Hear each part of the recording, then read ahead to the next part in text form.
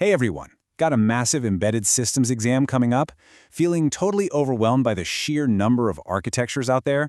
Well, you're in exactly the right place. Consider this explainer your ultimate study guide. Today, we're setting the stage for a deep dive into the foundational microcontroller architectures that you absolutely need to know. We're talking about the ultimate clash of the titans, the classic 8051 versus the modern AVR. Okay, let's dive right in. Here's our syllabus for today's review session so you know exactly what to expect. We'll start with a quick refresher in Section 1, Meet the Microcontroller. Then we'll look at the legacy architecture in Section 2, the classic 8051, followed by its challenger in Section 3, the modern AVR. After that, we'll hit the underlying theory in Section 4 with RISC versus CISC concepts, bring it all together for a head-to-head comparison in Section 5, and finally, wrap up with some real-world applications and a pop quiz to test your memory. Section 1. Meet the microcontroller, the actual brains behind embedded systems. Before we get into the heavy architecture details, let's take a quick step back. What actually powers the smart devices all around us? I mean, from your microwave to your car's anti-lock brakes, there's a hidden brain doing all the heavy lifting. That chip right in the center of the board, that's a microcontroller, or MCU. And what you really need to understand is that it's basically an all-in-one single-chip computer. It packs a CPU, RAM, ROM, and all those necessary input and output peripherals onto one ubiquitous little piece of silicon. It's specifically designed to handle sensors, actuators, and communication, all with real-time control.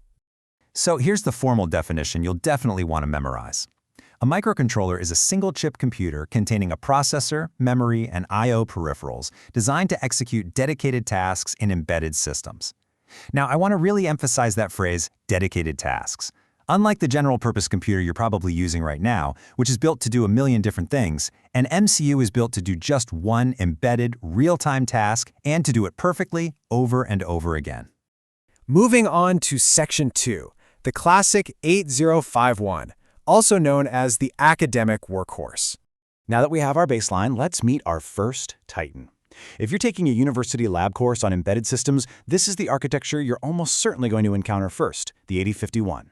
And here's a kind of wild fact for you. This architecture was actually developed by Intel all the way back in 1980. Seriously, that makes it older than a lot of the professors teaching it. But hey, don't let its age fool you.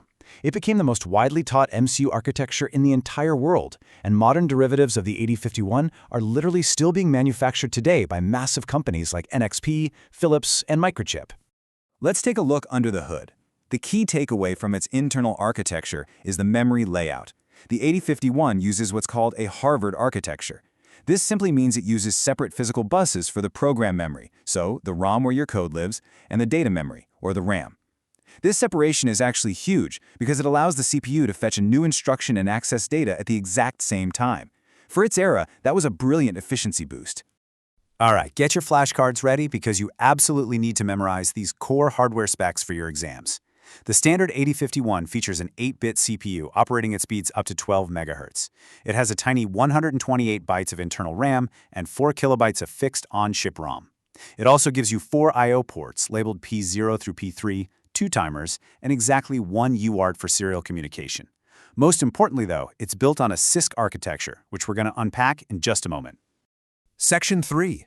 The modern AVR, or as I like to call it, the Arduino engine.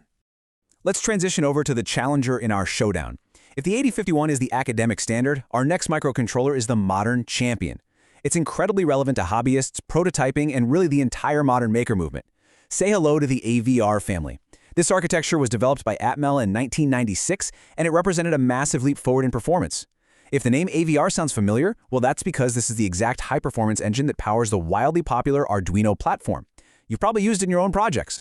When you check out the internal architecture, you really get a sense of the AVR's integrated power.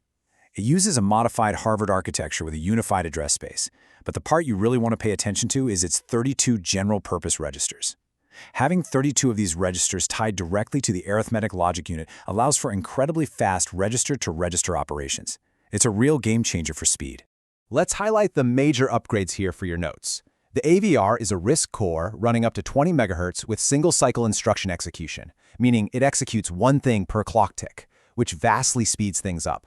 But the massive advantages over the 8051 are the built-in peripherals. Most AVR variants have a built-in ADC for reading analog sensors, built-in PWM for motor control, and in-system programmable flash memory. That means you can reprogram the chip right on your breadboard without having to physically remove it. Honestly, that's a massive workflow improvement.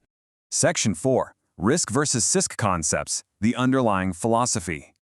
Now let's pivot away from the physical hardware specs for a second and talk about the underlying computer science theory that drives these two different chips. You really can't fully understand the 8051 and the AVR without understanding the fundamental philosophies of how they actually process code. We basically have two distinct methodologies. On one side, we have RISC, which stands for Reduced Instruction Set Computer. This approach uses simple, single-cycle instructions. Think of architectures like ARM and our AVR chip. On the flip side, we have CISC, or Complex Instruction Set Computer. This uses complex, multi-cycle instructions, which is the philosophy behind classic Intel x86 processors and, of course, our legacy 8051. Let's compare these two head-to-head. RISC architectures utilize a lot of registers and a load/store architecture. The compiler does more of the heavy lifting to break down the code, which allows the hardware to execute one simple instruction per single clock cycle. CISC, on the other hand, uses fewer registers and relies heavily on memory-to-memory operations.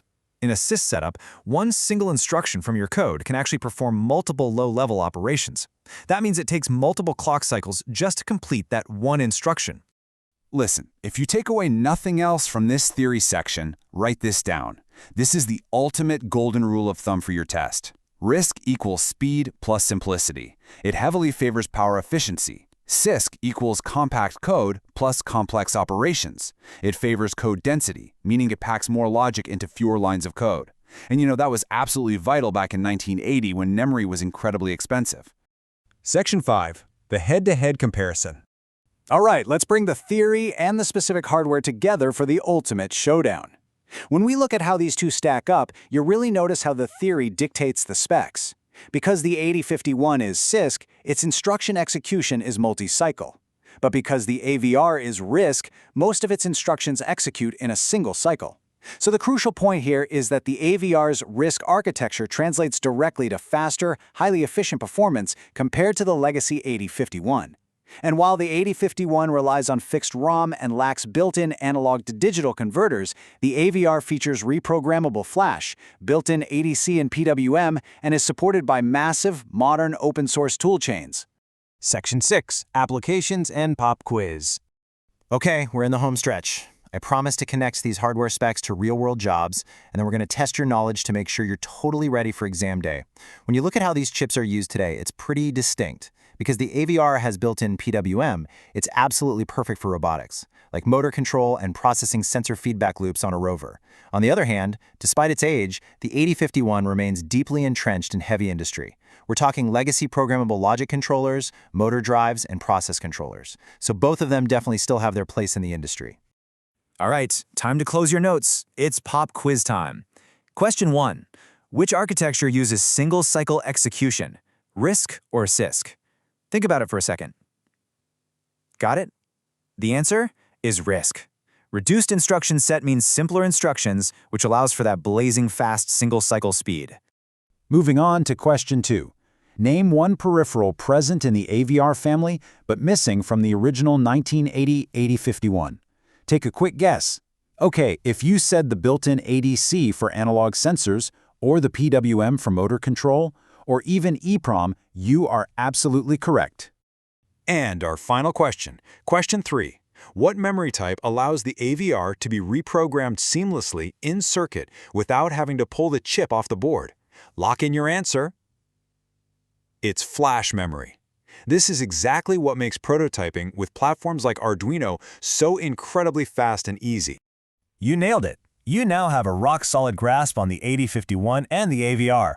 But hey, while these two are incredibly foundational, the embedded industry is rapidly moving towards 32-bit ARM cores. So, for our next explainer, we have to ask a pretty big question. What exactly makes the ARM Cortex-M and the STM32 the undisputed kings of modern embedded design? You definitely won't want to miss that one. Until then, good luck studying and keep building.